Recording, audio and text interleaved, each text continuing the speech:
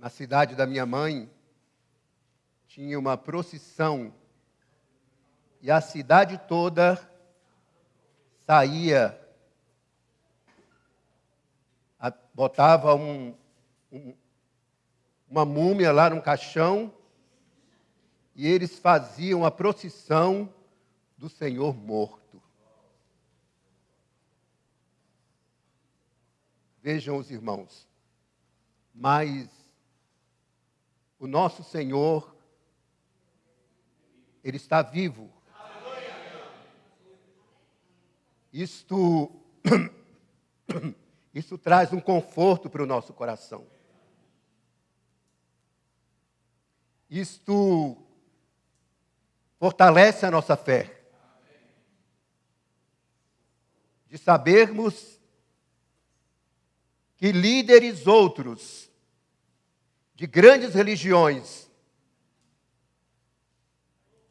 estão mortos. E nós temos a ousadia de levantar e cantar. Porque Ele vive, eu posso crer no amanhã. Só aqueles que creram em Jesus têm esta ousadia. Porque Ele ressuscitou. Eu quero ler com os irmãos. Vamos ler alguns versos aqui da palavra do Senhor. E por 20 minutinhos nós vamos ter comunhão aqui em alguns textos da palavra do Senhor. Vamos ler aqui em João, capítulo 20. Evangelho de João, capítulo 20. Vamos ler uma parte deste capítulo. Diz assim: no primeiro dia da semana, de madrugada, quando ainda estava escuro, Maria Madalena foi ao túmulo e viu que a pedra da entrada tinha sido removida. Então correu e foi até onde estava Simão Pedro e o outro discípulo, a quem Jesus amava. E disse-lhes: tiraram o Senhor do túmulo e não sabemos onde o colocaram. Então aqui nós vemos Pedro e o outro discípulo, né? Os irmãos que conhecem a palavra, que leem a palavra, sabem muito bem quem era o outro discípulo. O outro discípulo foi aquele último que ficou para trazer para nós a revelação do Apocalipse. Vamos continuar lendo aqui. Tiraram o Senhor do túmulo e não sabemos onde o colocaram. Com isso, Pedro e o outro discípulo saíram e foram até o túmulo. Ambos corriam juntos, mas o outro discípulo correu mais depressa do que Pedro e chegou primeiro ao túmulo. E abaixando-se viu os lençóis de linho, mas não entrou. Simão Pedro, seguindo-o, entrou no túmulo. Ele também viu os lençóis e o lenço que tinha sobre a cabeça de Jesus, e que não estava com os lençóis, mas enrolado no lugar à parte. Então o outro discípulo, que havia chegado primeiro ao túmulo, também entrou. Ele viu e creu, pois ainda não tinha compreendido a Escritura, que era necessário que ele ressuscitasse dentre os mortos. E os discípulos voltaram outra vez para sua casa. Irmãos, a ressurreição do Senhor, nós vemos com muitas provas a palavra do Senhor nos mostrando sobre a sua ressurreição. Pedro entrou no túmulo e viu os lençóis. E João, eu não sei porquê, ele sendo mais novo, não chegou e entrou, né? Talvez por respeito a Pedro, honrar a Pedro e esperasse que Pedro tomasse a liderança. Ele também entrou e viu que os lençóis que estavam sobre o corpo do Senhor estavam caídos, mas o lenço que estava sobre a cabeça do Senhor, ao ressurgir, no terceiro dia, o Senhor tirou o lenço e dobrou e colocou à parte. Isso é um testemunho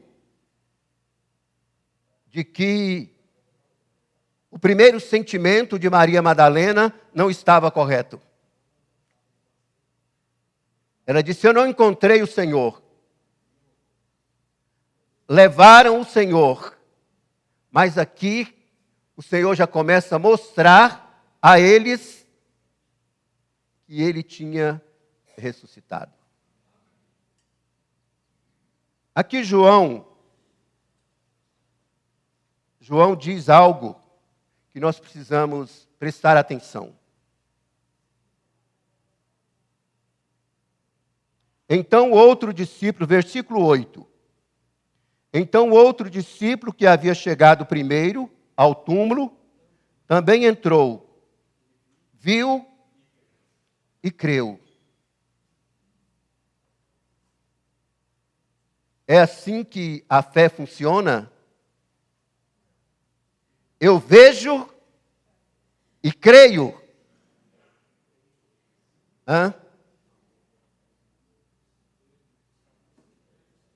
João disse que viu e creu. Se você vê e crer, qual é a vantagem que tem nisto? E João disse que depois que ele viu os lençóis, ele viu o lenço que o Senhor dobrou, não é? Eu não sei porque o Senhor fez aquilo, dobrar o lenço e colocar num lugar à parte. Alguém diz que o lenço dobrado ali, né, além de o cuidado de arrumar a cama quando saiu dali, é que aquele lenço dobrado quer dizer que ele queria falar algo. A minha obra ainda não terminou, não obstante a minha ressurreição. Os senhores, quando chegavam em suas casas, que era servido pelo seu servo, quando ele dobrava o lenço, está dizendo que não havia ainda terminado a cerimônia. Né? E João disse que viu e creu, pois ainda não tinha compreendido as Escrituras. Aqui está porque ele tinha que ver para crer. Não é verdade? Quando o Senhor foi ao encontro de Marta e Maria, ele disse a elas: se crês, verás a glória de Deus. Então todos nós temos que conhecer a palavra. Nós temos que ler a palavra de Deus para o quê? Para compreender as Escrituras. E nisto, aqueles que creem, os crentes, eles saem na frente. Porque na sua grande maioria, eles têm prazer nas Escrituras.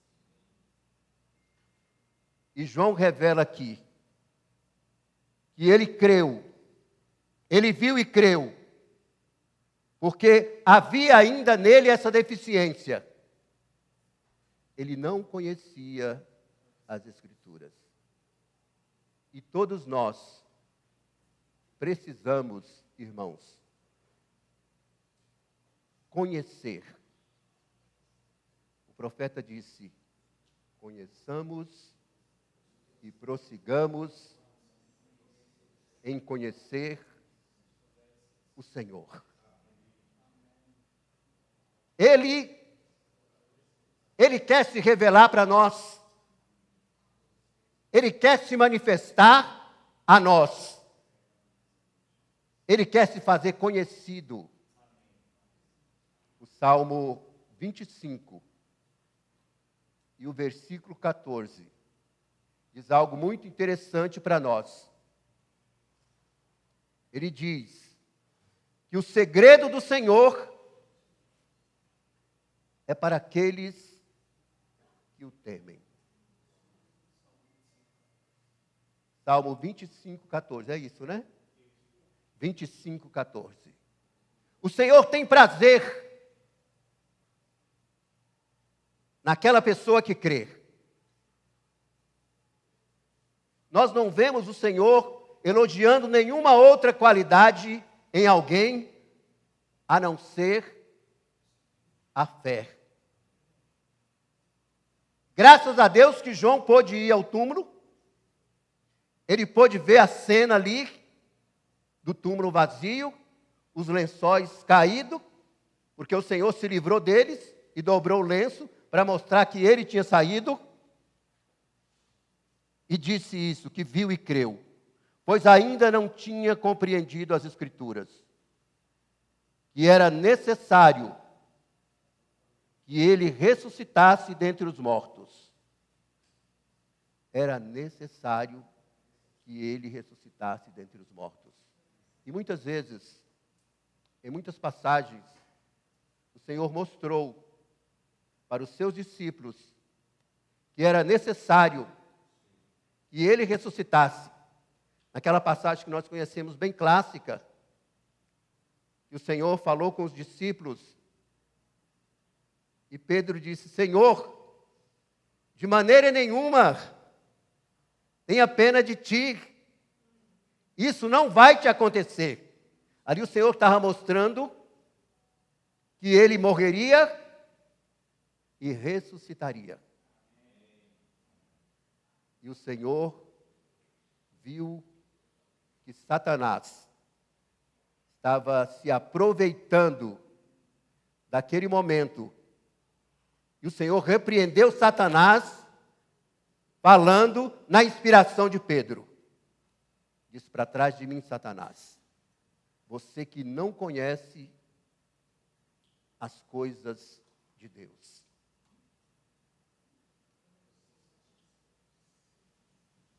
Vamos continuar lendo aqui.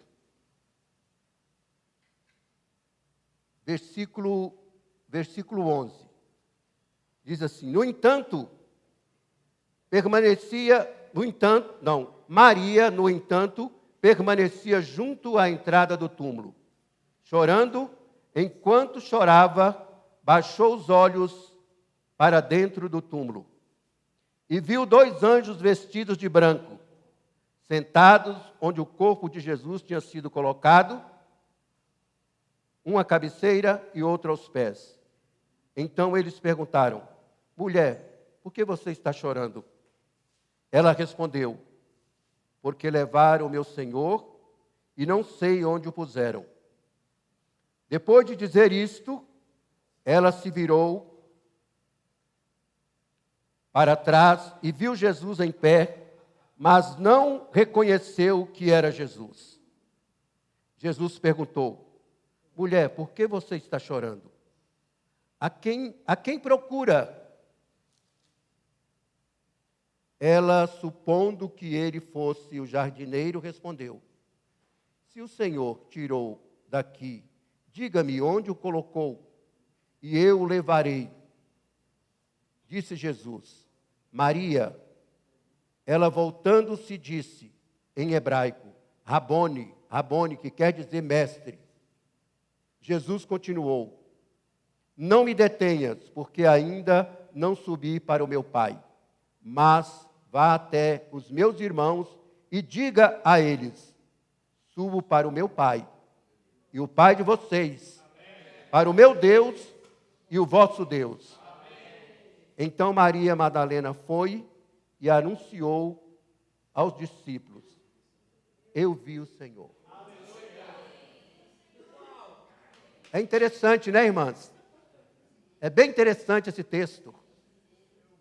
Quem foi a primeira testemunha?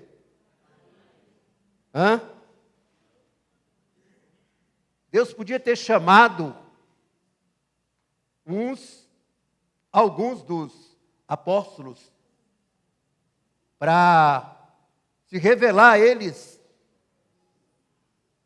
Mas se nós lermos a palavra, nós vamos ver que Maria Madalena, na hora da crucificação, ela estava junto à cruz.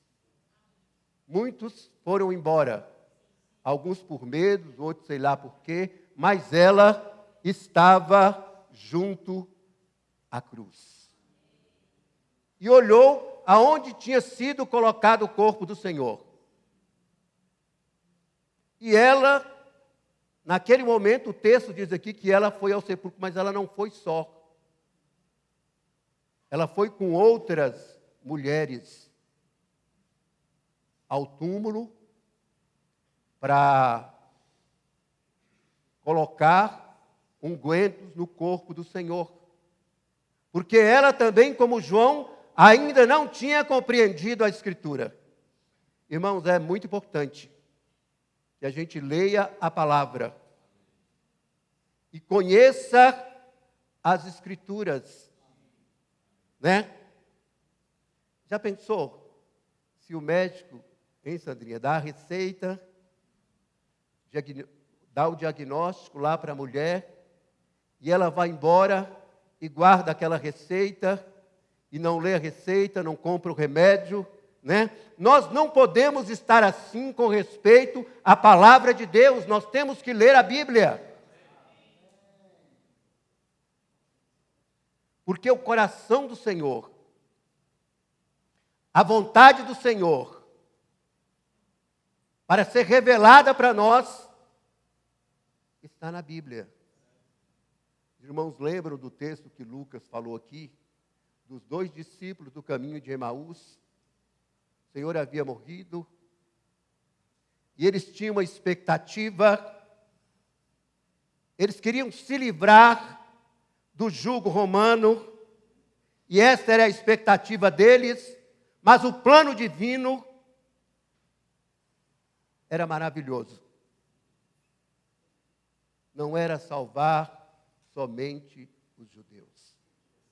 Era chamar um povo que não é povo. Você e eu só estamos aqui nesta manhã porque o plano de Deus, o propósito de Deus, não era meramente salvar os judeus. Há aquele versículo clássico que todo crente devia sair no seu dia a dia, dizendo às pessoas: porque Deus amou o mundo de tal maneira que deu o seu Filho unigênito, para que todo aquele que nele crê não pereça.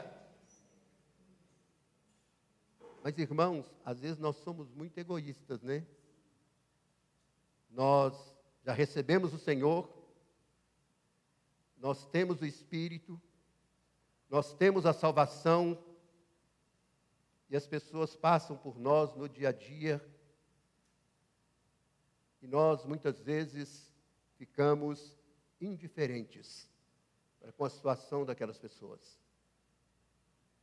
O Senhor precisa nos tocar pela sua palavra. Por isso nós precisamos conhecer a palavra. Nós temos que ler a palavra. Nós temos que meditar na palavra. E nós temos que anunciar Cristo por meio da palavra. Louvado seja o Senhor. Vamos ler mais um versículo aqui. Eles, com medo dos judeus, os discípulos se reuniram numa casa e o Senhor apareceu para eles e disse: paz seja com vocês. Né? Medrosos. Por que vocês estão com medo? Né? Vocês ainda não conhecem, não sabem. E naquela reunião havia um irmão que não tinha ido à reunião. E na outra semana, ele apareceu e os irmãos disseram assim: olha, nós vimos o Senhor. A gente estava cantando aqui, a gente estava lendo alguma coisa da palavra, e ele se mostrou. Alguém disse que ele entrou com a porta fechada. Ele não precisou entrar com a porta fechada, ele se mostrou. Né? Ele surgiu, né? Com um corpo de glória, com o corpo glorificado, com aquele corpo que ele tinha se apresentado ao Pai, e o Pai tinha aceito a sua obra. E o que Tomé disse? Ele disse: olha, se eu não tocar do seu lado, se eu não tocar na sua mão e do seu lado, eu não creio. E na próxima reunião, Tomé apareceu, e o Senhor outra vez se mostrou a eles.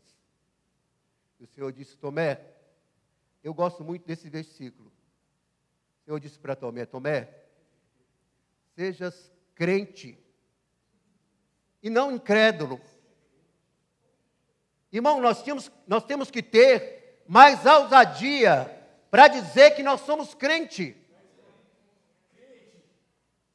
Crente é aquele que crê, aquele que recebeu Cristo, aquele que teve os seus pecados perdoados, aqueles que foram lavados pelo sangue de Cristo. E Tomé foi repreendido por Cristo. Há algo muito interessante também nesse texto. Aí Tomé ajoelhou e adorou. E disse o quê? Senhor meu e Deus meu. Jesus falou: não estou achando nada interessante na sua adoração. Sua adoração é uma adoração de incrédulo. Agora eu vou te dizer quem são as pessoas a quem eu vou me agradar.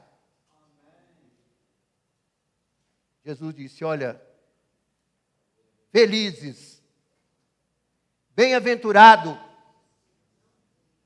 são aqueles. Ele estava falando de você, viu, irmão, irmã? Que não me viram e creram.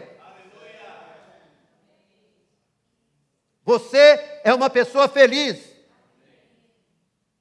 Você é uma pessoa bem-aventurada. Não sou eu que estou falando. Foi Jesus que falou.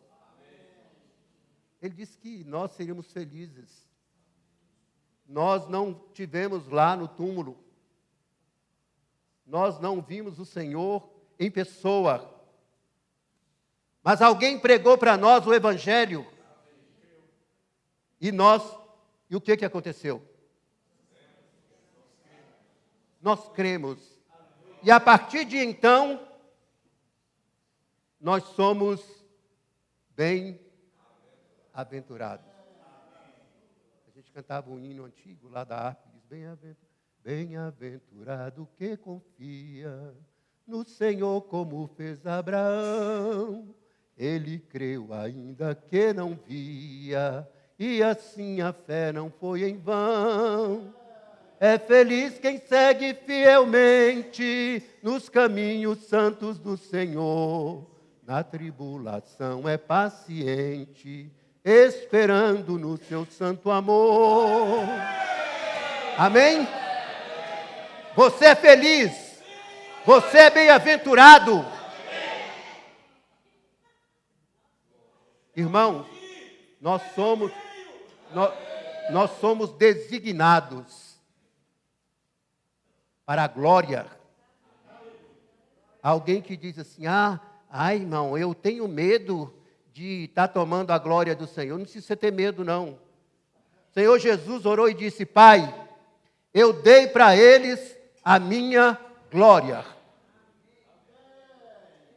Eu dei para eles, na minha ressurreição, a minha autoridade. É por isso que eu creio que você e esta igreja e nós seremos vitoriosos nessa cidade. Aonde é que está a nossa garantia? O Senhor Jesus disse, eu edificarei a minha igreja. Se Ele está no controle, irmãos, acabou.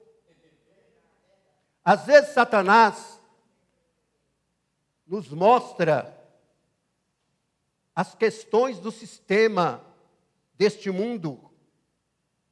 E nós começamos a ouvir muito a CBN, né?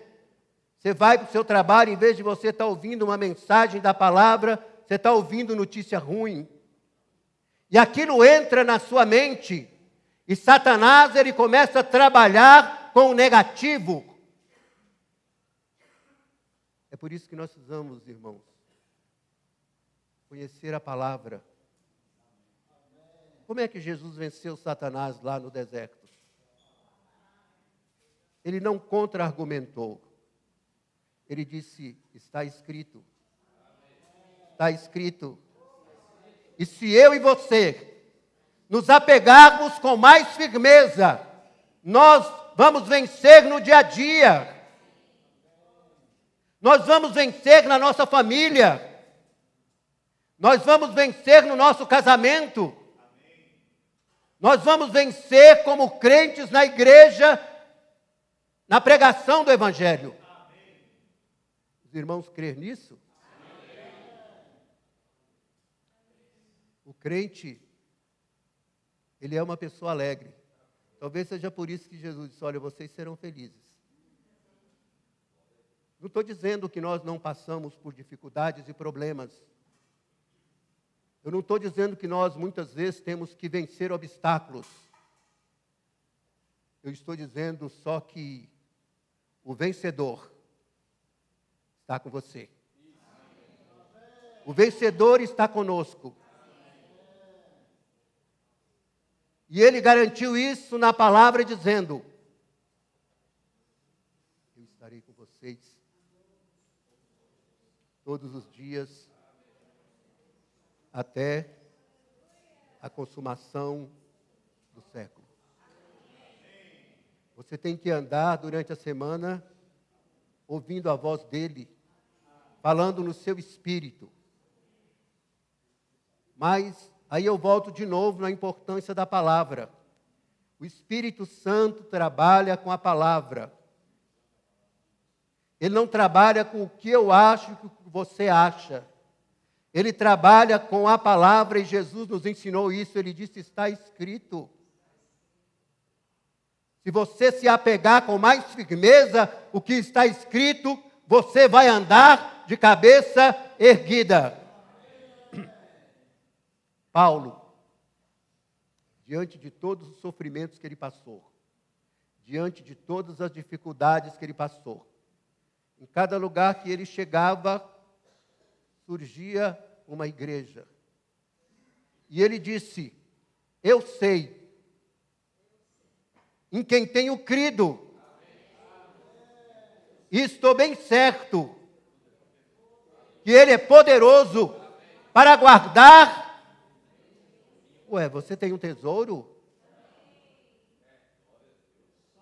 Tem, você tem um tesouro. Um monte de coisas boas está reservado para você.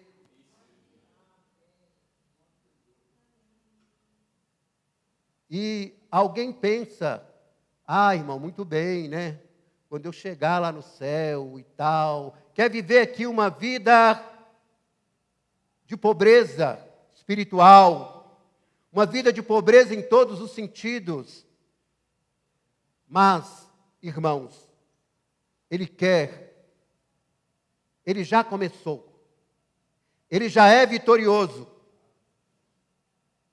Ele já é aquele que venceu, Ele já é aquele que está com você, que está cuidando da sua família, que está cuidando da igreja. O Senhor lá em Apocalipse, por várias vezes, Ele disse: eu conheço. Eu conheço. Então Ele conhece você. Ele conhece a sua vida. Veja bem, aquela mulher, Maria Madalena, se você ler os evangelhos, você vai ver que o Senhor tinha expulsado dela 7 demônios. Ela era alguém, o quê? Improvável. Mas Deus trabalha com os improváveis. Ele chama os que não são. Para envergonhar os que são. Irmãos, temos que nos apegar com mais firmeza.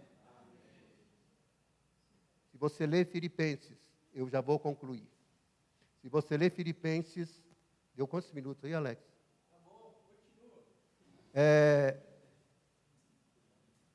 Filipenses, vamos dar uma olhadinha em Filipenses 2?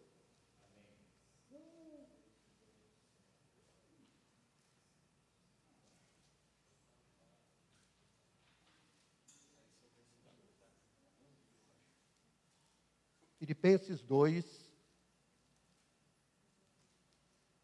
a partir do verso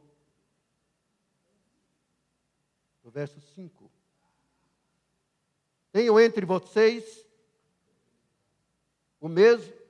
tenha entre vocês o mesmo modo de pensar de Cristo Jesus. Já pensou? Quando você e eu tivermos na nossa mente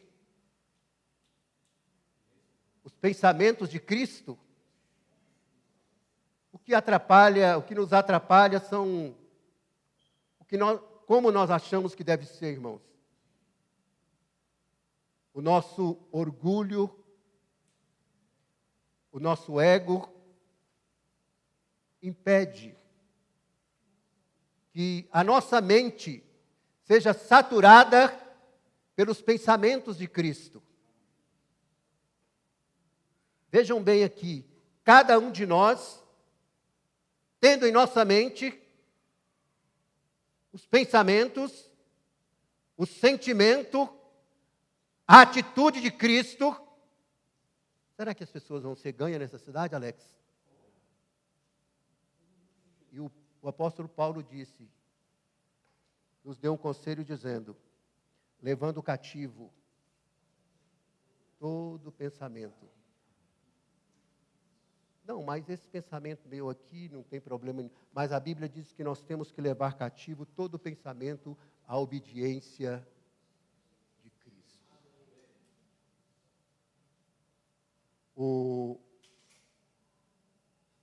aqueles rapazes que lá do início da igreja, que via Paulo pregando, que via os apóstolos pregando, e eles inventaram de fazer uma expulsão de demônios.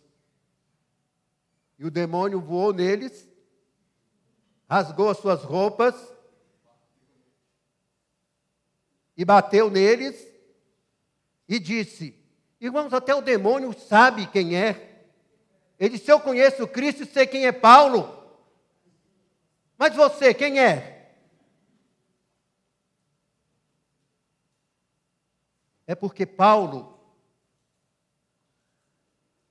aquele Saulo, que caiu no caminho de Damasco, Deus levantou, tirou Saulo e levantou Paulo. Os irmãos já pensaram que prejuízo se o Senhor não tivesse libertado Paulo? Como é que você ia ler 14 cartas do Novo Testamento? Como é que você ia perceber e edificar a sua fé se o Senhor não tivesse tirado Saulo de tempo e levantado Paulo? E é isso que o Senhor quer fazer conosco. Ele quer nos tirar de cena e quer que ele cresça. Muita gente critica João Batista, mas ele disse: o importante é que ele cresça. Se ele crescer, ele vai converter o nosso coração, ele vai converter o coração das pessoas que você está pregando. O que o Senhor disse? E quando eu for levantado da terra, todos atrairei a mim. Ele é muito amável, irmãos. Veja, enquanto ele falou para Maria, mulher, ela não percebeu. Mas quando ele chamou ela pelo nome, gentilmente, docemente, ele disse: Maria! César! Né? Ele está chamando a cada um de nós pelo nome. Por que é que o Senhor me salvou? Por que é que eu estou na igreja? Tem um porquê. Tem um propósito. Provérbios 19, 21 diz que os planos, nós temos muitos planos, mas o propósito do Senhor é o que prevalece. Na sua vida e na minha vida há um propósito. O propósito de Deus. E nesse mesmo texto aqui que nós lemos, diz que quando o Senhor ressurgiu, Ele disse: olha, assim como o Pai me enviou, eu vou enviar vocês. Você está debaixo da autoridade dEle.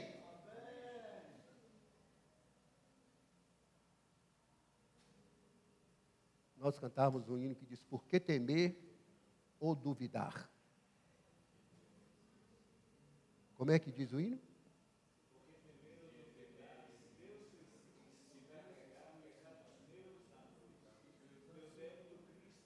Já pagou. Fala no microfone, por favor. Meu débito, Cristo já pagou. Não viva mais como condenado. Se Ele aceitou Maria Madalena ser a primeira testemunha da sua ressurreição, Ele não vai aceitar você? Ele já te perdoou. Nós vimos que o Davi falou sobre o pecado, né? Lá do Éden. mas o Senhor já providenciou o cordeiro. Irmãos, o Senhor não... Eu vou concluir aqui. O Senhor não considera o seu passado. Ele quer saber do seu presente. Foi isso que aconteceu com Maria Madalena. E os irmãos sabiam que ela, em Lucas 8, ela fazia parte de algumas mulheres que mantinham o ministério de Jesus e aqueles 12 comilões. Se você convidasse Jesus para a sua casa, você tinha que convidar ele mais 12. E aquelas mulheres, Maria Madalena, Susana e as outras mulheres, elas pegavam suas posses e investiam no reino. E o Senhor não deixou isso passar barato, Ele deixou escrito para que isso possa edificar o coração de todas as irmãs. As mulheres tinham, na verdade, elas são ativas, elas são mais perceptivas, o sentimento delas são mais aguçados. E foi o Senhor que fez isto. O homem às vezes é meio bobão, né? Ele acha que é inteligente, que vê as coisas, né? E aí a Eufrosina começa, às vezes ela diz que se eu não quero ouvir a Deus, tenho que ouvir pelo menos ela, né?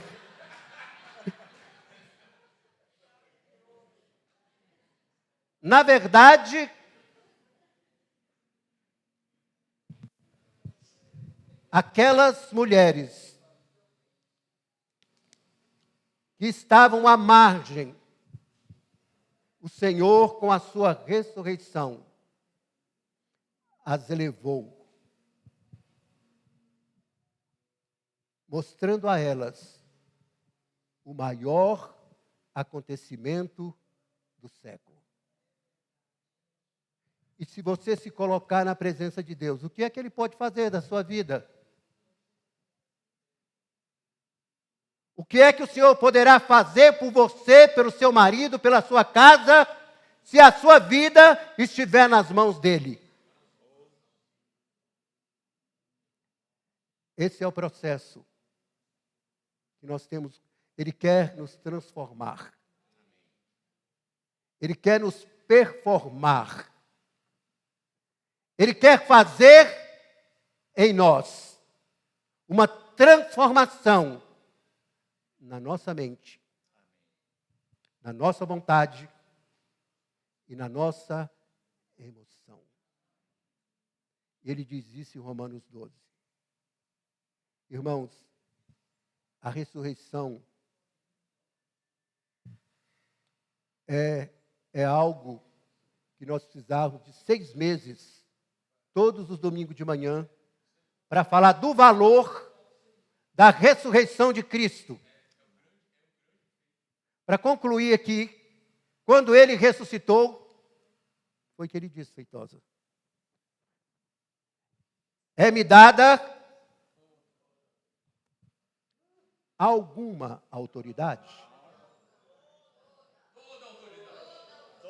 Mas é no céu, irmãos. Ele tem toda a autoridade no céu. Não, mas nós às vezes temos essa mentalidade que a autoridade do Senhor é só para o céu. Só para quando a gente for arrebatado e ir para o céu. Ele disse, é-me dada toda a autoridade no céu e na terra. O que diz Filipenses? Aqui, vou ler só os 2 versículos últimos que eu ia ler. Pelo contrário, 3 versículos. Pelo contrário, ele se esvaziou, assumindo a forma de servo, tornando-se semelhante aos seres humanos, e reconhecido em figura humana, se humilhou, tornando-se obediente até a morte, e morte de cruz. Por isso também, Deus o exaltou sobremaneira, soberanamente, Já pensou? E essa autoridade está na igreja. Individualmente está com cada um de nós. Por isso, também Deus o exaltou sobremaneira e lhe deu um nome que está acima de todo nome. Para que ao nome de Jesus se dobre todos os joelhos, nos céus, na terra e debaixo da terra. Os anjos, os homens, os demônios têm que se dobrar diante dele, porque ele recebeu toda a autoridade.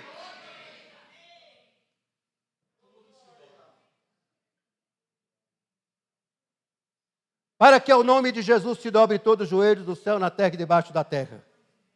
E tem mais. E toda língua confessa que Jesus Cristo é o Senhor, para a glória de Deus Pai. Aleluia. Amém. Ele é o Senhor. Ele é o Senhor dos céus e da terra. Todo joelho se dobrará. Toda língua confessará que Jesus Cristo é o Senhor. Alguém diz, viu, jovens, que a palavra de Deus, e eu creio, é um oceano sem praia. Um oceano sem praia. Você pode navegar e você nunca vai chegar na praia. Sempre vai ter algo para nós aprendermos, não é, Henrique? Por isso nós estamos, viu, Rosinha, encorajados. Nós estamos felizes.